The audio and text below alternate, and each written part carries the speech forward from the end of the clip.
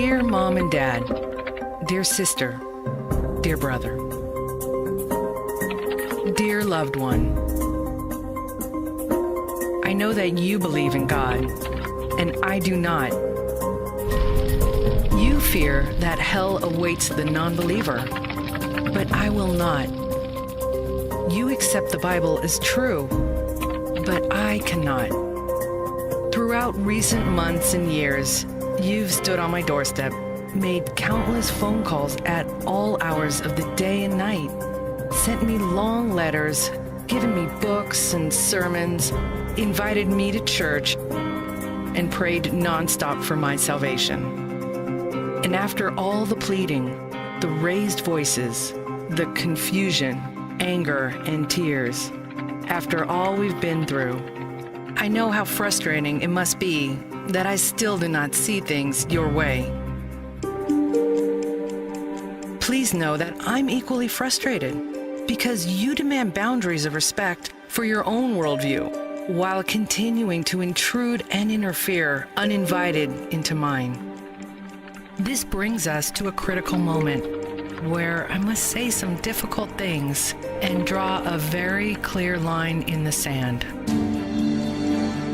If you continue to misrepresent the theory of evolution by using the word theory in an intellectually dishonest way, we have nothing more to talk about. If you dismiss the evidence of evolution by natural selection observable in our world and in our own DNA,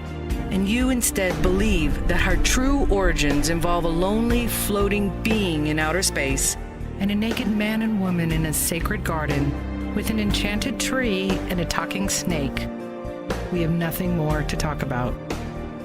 If you believe it makes sense that God would send a moral, trustworthy, honest, loving, hardworking, charitable non-believer to eternal torture in hell,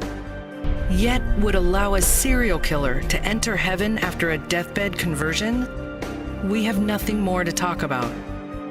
If you believe human beings could live to be almost 1,000 years old in the Bronze Age, we have nothing more to talk about.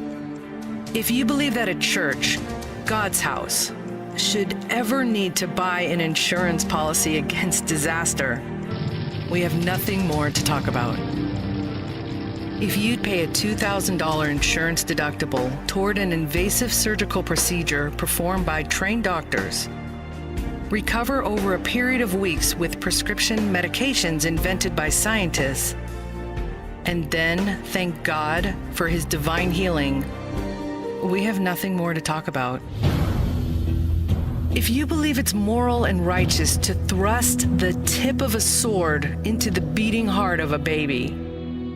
if you think it's reasonable that an all-powerful, loving God would not prevent 300,000 men, women, teenagers, and infants from drowning in a tsunami because he works in mysterious ways, if you believe that any loving God would allow a child to die of cancer in the arms of his grieving parents, we have nothing more to talk about. If you believe in giants, supermen, unicorns, flying chariots of fire, the undead, leviathans, healing mud, talking animals, and the biblical account of a man who spent 3 days underwater living in the belly of a giant fish, we have nothing more to talk about. Finally, at the end of the day, please know that I do love you.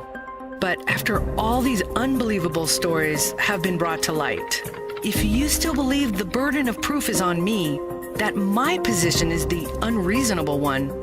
the fantastic one, the laughable one, and if you cannot and will not treat me, my private life, my choices, my personal boundaries, and my worldview with the respect I've so often asked for, we have nothing more to talk about.